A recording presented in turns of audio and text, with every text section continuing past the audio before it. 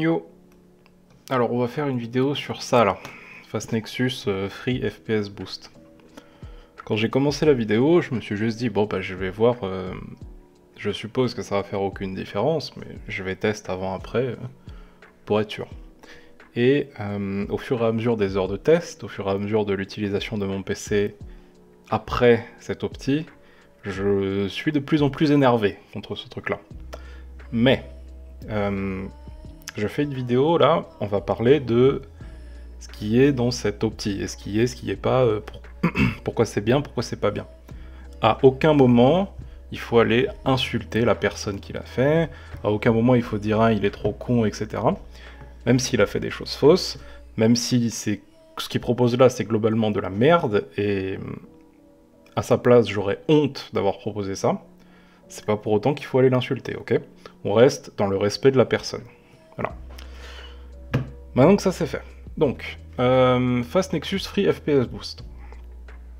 C'est un truc qui est gratuit, c'est bien déjà, il faut aller sur leur Discord, ça se télécharge, machin. Vous le récupérez là. C'est des fichiers qui sont encryptés, c'est-à-dire que si vous faites ça et que vous faites clic droit éditer, ça vous met des machins illisibles. Donc c'est une façon qu'ils ont, je suppose, de cacher leur travail, pour des raisons inconnues.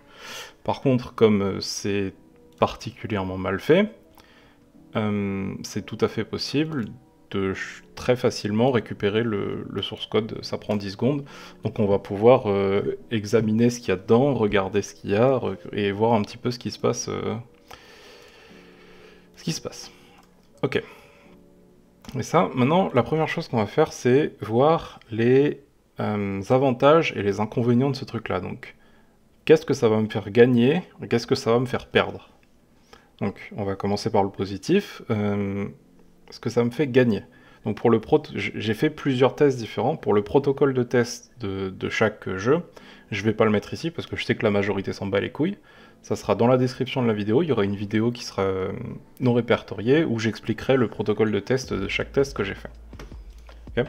Donc, j'ai deux tests. Enfin, j'ai deux OS que j'ai testé. Une installation standard, moi j'appelle standard. Hein. L'installation que moi j'appelle standard, c'est quand j'installe mon PC en suivant ce guide-là, que j'ai écrit moi, qui est pas forcément le guide à suivre, hein, absolument pas, c'est quelque chose que je vous propose si vous savez pas quoi faire. Moi je vous propose de faire ça, c'est pas très long, c'est pas très compliqué, c'est que des choses basiques. Et ça vous permet d'avoir un PC qui est globalement normal. Voilà. Donc, moi c'est ce que je fais sur mon PC. Et ensuite, j'ai une deuxième ligne que j'appelle Opti, qui est mon PC, donc mon PC auquel j'ai rajouté dessus le script, du coup, Fastnexus V2, là, le nouveau script.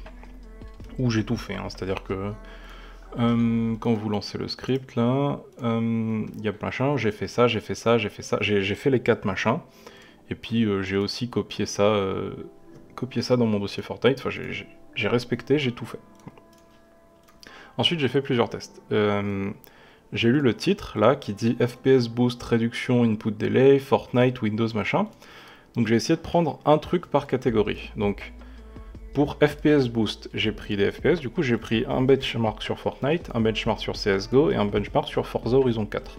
Fortnite et CSGO parce que c'est des jeux e-sports, voilà, c'est ce genre de jeu principalement auquel vous jouez, et Forza Horizon 4 parce que c'est un jeu qui est très très demandeur graphiquement, qui va utiliser toutes les CG du monde à 99 voire 100%, et donc voilà, c'était pour avoir un peu une représentation de jeux e-sport et de jeux graphiquement beaux.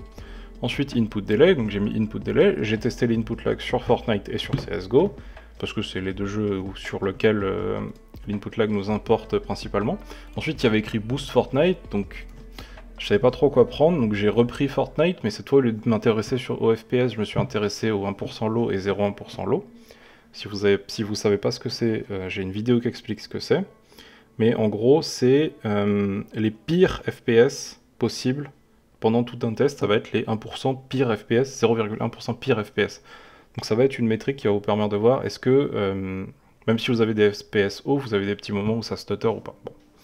Ensuite, il y avait écrit Boost CPU, donc j'ai pris le benchmark CPU standard, le plus rapide à faire tourner, parce que j'avais pas vraiment envie d'y passer 15 ans, quoi. Donc j'ai pris Cinebench 15.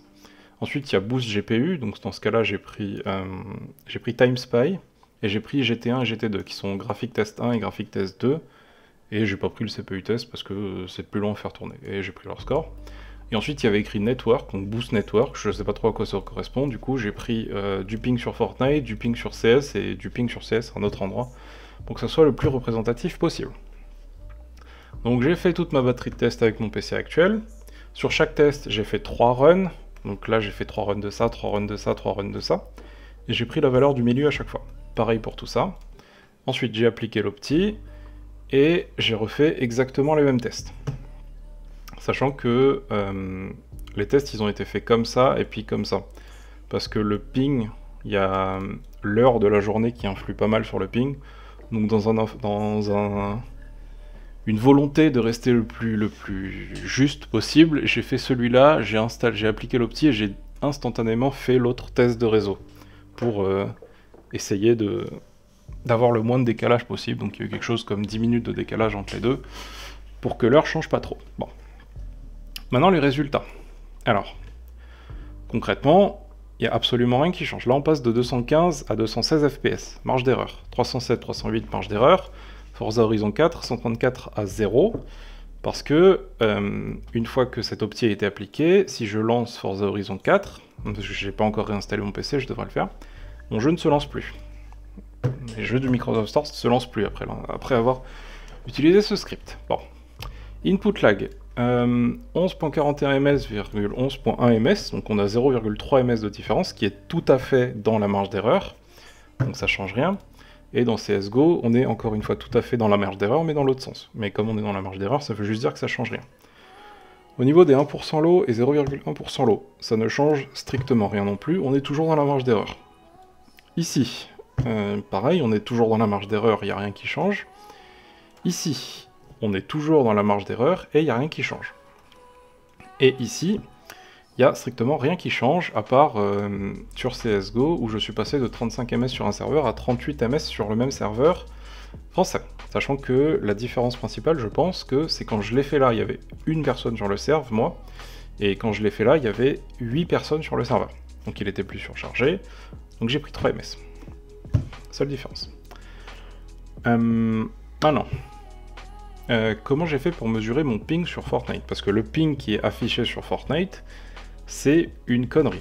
Okay, le ping qui est affiché sur Fortnite en haut à gauche de l'écran, là, quand vous jouez, c'est un chiffre qui est complètement aléatoire et qui n'a rien à voir avec votre ping. Ça peut se voir assez facilement. Là, j'ai pris, je me suis connecté en créatif sur Fortnite, bon, et puis je regardais mon ping. La majorité du temps, il y avait écrit 0.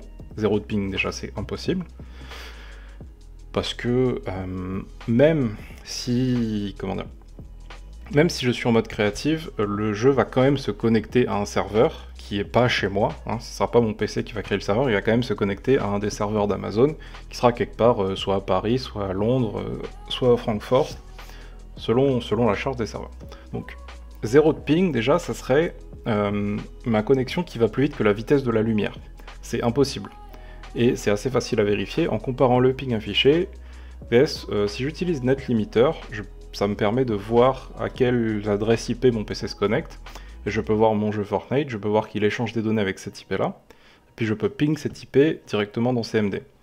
Et ça me met une valeur de ping qui est de 20 ms, ce qui est 20 ms, c'est réaliste en tout cas. Malgré le fait que le ping dans le jeu m'indique 0 ms, et des fois il passe à 10, des fois il passe à 20, on ne sait pas trop pourquoi, mais en attendant mon ping, mon vrai ping n'a absolument pas changé. Donc la valeur qui est affichée sur Fortnite n'a aucun intérêt, okay, que ce soit écrit 0 ou 150, ça, bon ok, si c'est écrit 150 vous avez peut-être un problème. Je sais pas vraiment dans quelle mesure ça marche ou ça marche pas, mais c'est absolument pas une valeur qu'il faut prendre en compte, ok. Donc comment j'ai fait pour mesurer ça là? Bah, j'ai fait exactement de la même façon que ça, je me suis connecté à un serveur, et puis j'ai récupéré l'IP, j'ai ping l'IP, et voilà. Sachant aussi que il y a une autre chose à prendre en compte pour les serveurs de Fortnite, c'est que vous pouvez être placé sur des serveurs qui sont à des endroits différents, selon la charge des serveurs et selon les autres joueurs. Vous pouvez être placé à Londres, vous pouvez être placé à Paris, vous pouvez être placé à Francfort en Allemagne, je crois que c'est. Il y a des serveurs un peu partout en Europe, c'est les serveurs d'Amazon. et selon le serveur sur lequel vous êtes placé, vous n'aurez pas le même ping du tout. Par exemple, j'ai fait un test où je me suis pointé, j'ai lancé plusieurs fois une créative, ok, j'ai lancé jusqu'à tomber sur un serveur différent. Donc là, je suis tombé sur un serveur 20 ms, c'était le même serveur où j'étais avant. J'ai relancé 2-3 fois, et au bout de 2-3 fois, je suis tombé sur un autre... Bon, il y a toujours écrit 0, mais ça n'a aucun sens. Je suis tombé sur un autre serveur, cette fois, je suis tombé sur un des serveurs en France. Et mon ping est passé de 20 ms à 13 ms. Et là, c'est mon vrai ping, il a effectivement diminué. Mais il n'a pas diminué à cause d'une opti ou quoi, parce que j'ai rien changé entre ce temps-là. Je me suis juste connecté et déconnecté. Mon ping, il a juste changé parce que je me suis connecté à un serveur plutôt qu'à un autre serveur. C'est pour ça que la mesure du ping sur Fortnite, même en faisant ça là avec NetLimiter, c'est bien, enfin c'est mieux avec NetLimiter qu'en regardant en jeu, mais c'est quand même pas fiable parce que bah, de toute façon votre ping il va varier selon l'endroit, la localisation géographique du serveur, quoi. Donc ça n'a aucun intérêt. C'est pour ça que j'ai pris aussi des serveurs CSGO, parce que je peux prendre des serveurs CSGO qui eux ont qui sont un seul serveur, qui sont à une localisation précise. Et du coup, je peux, quand je vais me connecter au serveur, je sais qu'il sera toujours au même endroit le serveur. Et je pourrais mesurer mon ping. En plus, avec CSGO, vous avez une meilleure mesure du ping. Vous pouvez ouvrir la console et taper ping dans la console. Et puis ça va vous donner le ping de tous les joueurs du serveur. Du coup, j'ai pris 2 serveurs CSGO, un en France et un en Europe. Quelque part, il me semble que c'était dans un pays où il fait froid. Genre la Norvège ou quoi. Et... dans un des pays, la Norvège, je suis passé de 68 ms à 68 ms. Bon. Et sur le serveur français, mon ping il a augmenté, mais c'est pas à cause de l'opti, c'est comme je disais, à cause de du nombre de personnes sur le serveur. Je pense cette image-là, ouais, où il y avait beaucoup plus de monde la deuxième fois que la première fois où j'étais tout seul sur le serveur. Donc c'est ça qui explique la différence de ping. C'est absolument pas l'opti. Bon. Donc concrètement, de tout ce qui est dit là, de FPS Boost, réduction input delay, de Boost Fortnite, Windows, CPU, GPU, Network, il n'y a rien qui fait une différence, ok? Vous pouvez faire pause, je mettrai la spreadsheet dans la description. Il n'y a aucune différence dans tout ça. Bon. Alors j'ai fait le script, j'ai rien gagné. Maintenant, on va essayer de voir qu'est-ce que j'ai perdu. Qu'est-ce que j'ai perdu en faisant ce script? Alors, il faut s'accrocher parce que j'ai perdu mon Microsoft Store. Je peux plus l'utiliser. J'ai perdu... J'avais fait une liste parce que je vais les oublier sinon. J'ai mes jeux, le Xbox Game Pass qui se lance plus. C'est-à-dire par exemple je lance Forza Horizon, il se fait ça, il se ferme tout seul. Il se lance plus. Bon. J'ai plus Windows Defender non plus. Si je vais dans Windows Sécurité et que j'essaye de cliquer là, ça charge à l'infini, mon Windows Defender il marche plus. Je peux plus le désactiver, je peux plus le réactiver, je peux plus rien en faire. Super. Ensuite, j'ai perdu aussi la calculatrice de Windows. C'est-à-dire que si je vais là et que je tape calculatrice, elle est, enfin le truc qui me le trouve encore, si j'appuie sur entrée pour le lancer, il ne se lance plus. Et si je vais dans la liste de mes programmes, j'ai plus la calculatrice. Elle est plus là. Là. Elle y est plus. Puis elle était là aussi, ma calculatrice, elle était là, elle s'est barrée. Donc, ce script opti m'a enlevé ma calculatrice. Script opti m'a aussi enlevé Spotify. C'est-à-dire que j'avais Spotify installé via le Microsoft Store, et ce script m'a désinstallé Spotify. J'ai plus le droit d'écouter de la musique après avoir lancé ce script. Ok, bon. Et dernière chose, bon, avant, admettons que maintenant je veuille réinstaller le Microsoft Store, je peux le faire. Je peux taper plutôt en anglais, hop, réinstalle Windows Store. Bon. Admettons que je suis un peu malin parce que, en plus sur le script, il n'y a aucun moyen de revenir en arrière. Hein. Vous avez peut-être un point de restauration. Si vous êtes allé dans Autre et que vous avez cliqué sur point de restauration, vous l'aurez. Et encore, les points de restauration de Windows, c'est de la merde et ça marche jamais. Bon. Admettons que je vais chercher sur internet comment réinstaller le Microsoft Store. Donc, je fais ça, là. Je veux juste le store. C'est pas ça. Ça va tout réinstaller, c'est pas idéal. J'ai pas perdu que ça. J'ai aussi perdu mon Microsoft Photo Viewer. C'est-à-dire que si je vais là et que je clique sur une image pour l'ouvrir, je peux plus l'ouvrir. Je dois faire clic droit, ouvrir avec Paint. Edit. Pour l'ouvrir. J'ai plus mon Microsoft. Je peux réinstaller d'autres applications, je peux réinstaller l'ancien, bien sûr. Mais pourquoi pourquoi je dois faire ça? Bon. Hop, du coup je peux faire ça, je peux récupérer cela, et puis je peux aller dans PowerShell, je peux le coller, hop. Puis ça va me réinstaller le Microsoft Store, normalement. Ok, super, j'ai récupéré mon Microsoft Store. Maintenant, est-ce que je peux lancer un jeu maintenant que j'ai récupéré mon Microsoft Store?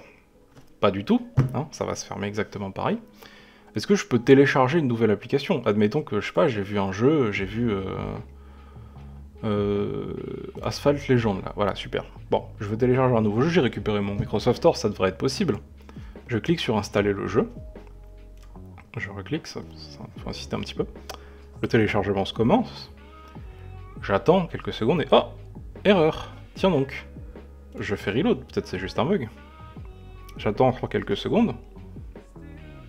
Ah, tiens. Ah non! Erreur. Donc, je peux même plus télécharger d'application avec le Microsoft Store, même si je l'ai réinstallé. Super. Donc j'ai plus de Microsoft Store. Même si je le réinstalle, je peux plus installer d'application. Je peux plus lancer mes jeux du Microsoft Store. Ok, ça commence à faire... J'ai plus ma calculatrice. Bon, ça commence à faire un peu beaucoup déjà. Alors ensuite, la petite cerise sur le gâteau, celle qui fait vraiment plaisir. Chez moi, j'ai la fibre, ok? J'ai la fibre Orange à 1 Go. Très bien. Je vais aller sur le site NPerf. Et en même temps, ce que je vais faire, c'est que je vais vous montrer... Je suis sur mon bureau là, et j'ai deux PC. J'ai mon PC là sur lequel je viens d'utiliser, avec lequel je viens de lancer le script. Et juste à côté de moi, sur le bureau d'à côté, j'ai un autre PC, qui est mon deuxième PC, et qui n'a pas utilisé le script. Je vais vous le montrer, vous le prouver, hein, des fois que... Voilà. Hop, donc je change de scène, là je suis sur la scène Capture Card avec l'autre PC. Hop, si vous me croyez pas, je peux mettre la webcam là. Là vous avez mon PC principal avec OBS qui record ici. Et puis si je tourne un petit peu la caméra, là vous avez l'autre PC absolument. Et si je prends la souris et que je clique, que je bouge, ça fait la même chose, très bien. On est bien en direct sur les deux PC. Je peux enlever ça, super. Donc, ce que je vais faire d'abord, c'est que je vais retourner sur ma scène de mon écran à moi. Je refuse ça. Et je vais lancer un speed test. C'est un speed test simple avec NPerf, etc. Bon. Le serveur, c'est un serveur à Bordeaux. Moi, j'habite à Toulouse. C'est un 10 Gb. C'est pas déconnant. Bon. Il va faire sa petite vie. Hop, il va me faire un petit DL. 470 mégabits seconde. Bon. C'est la moitié de la fibre que je paye. On pourrait se dire, ouais, mais en même temps, bon, il est 22 h, peut-être que, voilà, il y a du monde sur le réseau, etc. Bon, je vais le laisser terminer.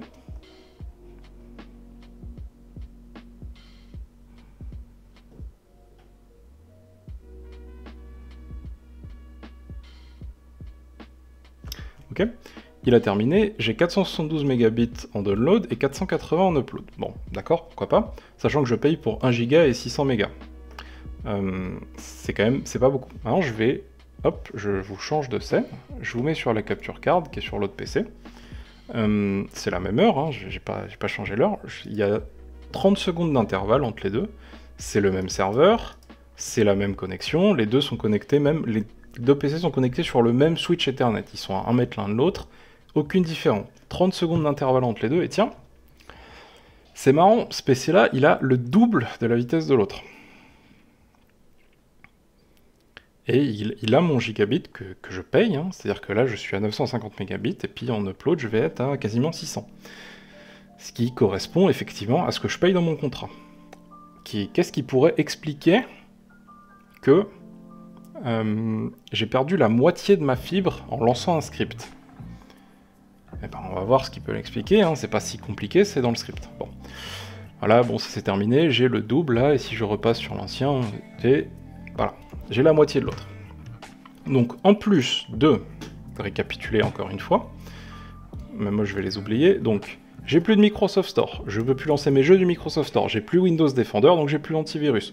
Je peux plus télécharger le jeu, même si je réinstalle le Microsoft Store. J'ai plus ma calculatrice, et je peux pas la retélécharger, parce que si je lance le Microsoft Store pour la télécharger, ça marche pas.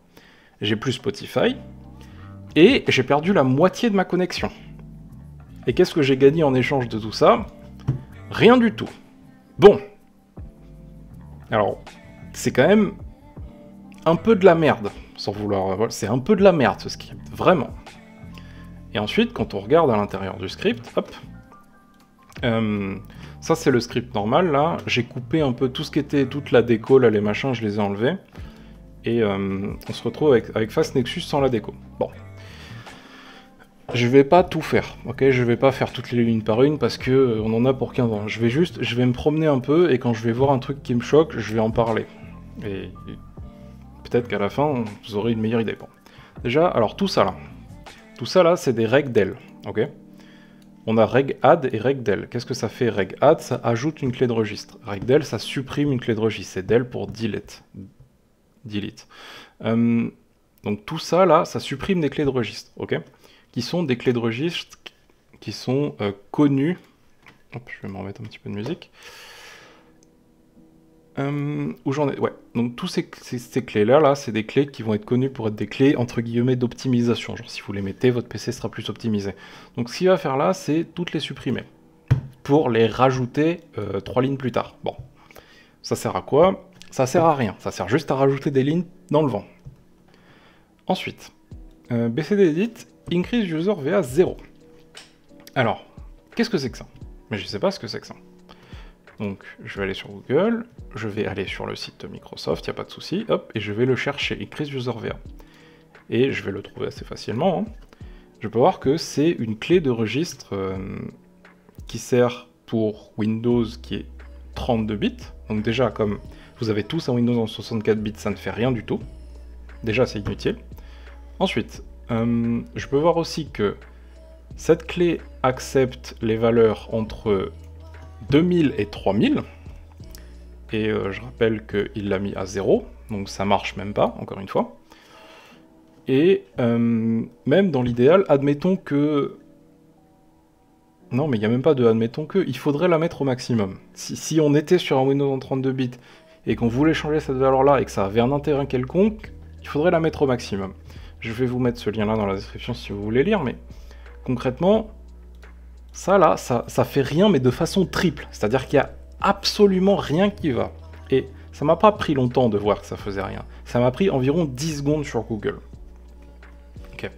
Donc, vous faites confiance sur vos PC pour exécuter un script d'un mec qui a même pas pris 10 secondes sur Google pour faire une recherche sur un truc qu'il ne connaît pas. Je suis certain que Aspect, là, il sait pas ce que c'est ça. Il l'a vu sur un guide à la con qui date de 2005, il l'a copié, il s'est dit ah, ça va être super. Ça ne fait rien sur vos PC, ok? Et ça va être le thème de la moitié de ce truc-là, d'accord? Alors ça, là, bah, on réajoute tout ce qu'on a supprimé là, parce que bah, pourquoi pas, hein, maintenant qu'on l'a supprimé, faut le remettre, parce que c'est marrant. Ici, on va supprimer des fichiers temporaires. Alors, d'accord, ça y est, aucun souci. C'est très bien de supprimer les fichiers temporaires, il n'y a pas de souci. Par contre, il y a une manière super simple de le faire. Vous tapez là, vous tapez nettoyage de disque, vous appuyez sur OK. Vous attendez 5 secondes que ça se lance. Voilà, vous scrollez jusqu'à fichier temporaire, vous cochez, vous appuyez sur OK. Et voilà, vous avez nettoyé vos fichiers temporaires. Et c'est inclus dans Windows et vous n'avez pas besoin d'un script à la con. Alors tout ça, qu'est-ce que c'est ça? Alors ça, c'est les réglages de la carte réseau. C'est les réglages qui me permettent de gagner 0 de ping et niquer ma fibre. Diviser la connexion que j'ai par 2. C'est vraiment super en tout cas, merci beaucoup. J'ai rien gagné et j'ai gagné le droit de télécharger 2 fois moins vite. Super, utile, merci beaucoup. Ensuite là, on a un paquet de regadd, donc des clés de registre, et c'est des services. Alors, qu'est-ce qu'il faut savoir là-dedans? Ça là, ce qui est entre guillemets, ça va être le nom du service. Et 4...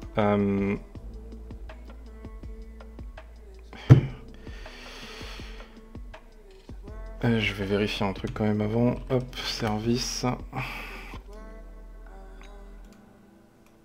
Ouais, c'est bien ce qui me semblait. Alors, ces trucs-là, là, ça ne fait strictement rien. Pourquoi ça ne fait strictement rien? Parce que vous avez changé... Ah, allez, on va aller dans le dossier. Hop, Windows R, regedit. On se dirige là, super. Hop, et on est dans Maps Broker. Allez, on va commencer par celui-là, donc on va aller à M. Hop là, Maps Broker, il est là. Donc, ce qu'il veut faire avec ça, ok, ce que la personne veut faire avec ça, c'est changer le démarrage de ce script pour qu'il soit désactivé au démarrage, pour qu'il se lance jamais. Pour faire ça, vous prenez la clé start et vous la mettez en 4. Je vais pas le faire parce que j'ai pas envie de couper mes services au hasard. Donc il faut changer la clé start en 4, ce qui est la clé start pour la valeur démarrage, et ensuite les valeurs c'est de 0 à 4, c'est automatique, manuel et puis désactivé. Bref, 4 c'est désactivé. Sauf que là, il manque un mot. Là, ça fait rien, ça. En fait, ce qu'il aurait dû faire, s'il voulait faire ça, hop, c'est faire ça, hop, service, et puis hop, ce map broker là, il doit être dans le chemin, et la value, ça doit être start. Et ça marcherait. Et ça marche pas. C'est exactement la même chose pour tout ça. Ok. Donc, tout ça là, c'est du vent, ça fait rien du tout. Nickel.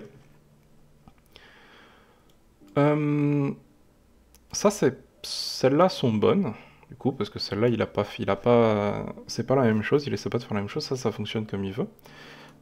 Par contre, ça fait rien, hein, encore une fois. Tous ces trucs-là, ça, c'est des choses qu'il a trouvées sur Internet, je sais pas où. Si je prends par exemple celui-là, NTFS, désactiver la compression. Alors, l'objectif en tout cas, ça serait de désactiver la compression de fichiers dans Windows. Ce qui, effectivement, peut, sur certains systèmes très lents, aider, parce que compresser et décompresser des fichiers, ça prend du processeur, et on ne veut pas forcément que ça le fasse. Sauf que, il suffit de lire, hein, c'est dans le nom. NTFS, désactiver compression. Merde, hop. Et il l'a mis à 0. Si vous mettez désactiver compression à 0, devinez ce que ça fait. Ça l'active. Pour que ça soit désactivé, c'est désactiver compression 1. Et c'est pas compliqué, il faut juste réfléchir 5 secondes. Et la personne qui a fait ce script, il y a des trucs qui marchent pas, il y a des trucs qui font rien, il a jamais ouvert Google, il y a des trucs qui sont censés marcher. Tout ce que j'ai supprimé là, hop, tout ça là, il s'est fait chier à les taper, ok, il s'est fait chier il a rien cherché sur Google, mais il a cherché des clés au hasard et il les a tapées, et tout ça, ça fait rien. Il a même pas pris 5 secondes pour tester son truc. C'est-à-dire que, il a même pas fait, il est même pas là, il a fait son récad, il est même pas allé dans le truc, il a même pas fait, tiens, est-ce que ça s'est vraiment désactivé, qu'est-ce que ça... Non, il a écrit un truc au hasard, il l'a chié, il l'a pondu dans son fichier texte, et il l'a envoyé en disant, ouais, vous inquiétez pas, ça va vous opti. Super. Ensuite, qu'est-ce qu'on a? On a les machins copiés. Alors, c'est où ce truc-là? C'est celui-là. Hop, on a un regad, Max Thread, LAN Workstation, on sait pas trop ce que c'est. Bon, LAN, on se doute bien que c'est le réseau, d'accord. Max Thread, bon, on sait pas trop ce que c'est. Par chercher sur Google, la seule personne qui mentionne ce truc-là, c'est un putain d'article qui date de 2001. C'était il y a 19 ans. Et c'était absolument pas sur Windows 10, hein. Et c'était pas sur Windows 7, ni 8, ni Vista. Oui, il est parti copier ça, il s'est dit, je pense que ce tweak de 2001 là, il va être nickel. Et après, on se demande pourquoi ça coupe la fibre des gens en deux. Bon. Et c'est pareil partout. Tout ça là, c'est exactement pareil. C'est des machins qu'il a cherché sur Internet, qu'il a vu sur des trucs web. Il les a ajoutés, au hasard, il les a fait.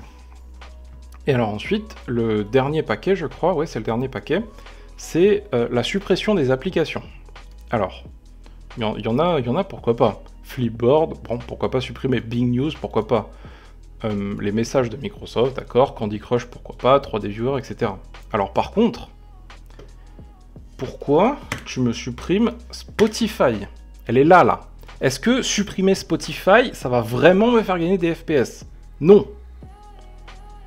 Ensuite, pourquoi tu me supprimes mes applications Xbox? Si je veux acheter mon Xbox Game Pass, si je veux jouer à des jeux de Xbox Game Pass, là, j'ai fait ce script, j'ai Xbox, je veux me connecter, je peux pas, ça fait rien. Parce qu'il a coupé tous les services et qu'il a désinstallé les putains d'applications. Je veux télécharger un jeu, je peux pas. Je veux lancer un jeu, je peux pas non plus, il se coupe tout seul. Ça c'est pareil, ça c'est des trucs de Xbox aussi. Si j'avais Twitter, j'ai pas le droit d'avoir Twitter non plus. Si j'ai Facebook, j'ai pas le droit d'avoir Facebook non plus sur mon PC. Le viewer de photo Windows de base, j'ai pas le droit de l'avoir. Et puis on me propose pas de quoi le remplacer. On me dit pas tiens, installe ça à la place, non. Juste, allez, ça saute. Et le Windows Store, j'ai pas le droit de l'avoir non plus. Est-ce que vous pensez vraiment que ça va vous faire gagner des FPS de supprimer Windows Photo, qui vous sert à regarder des putains d'images? Non. Ce script, il est naze. Et c'est une honte que ça soit disponible sur Internet.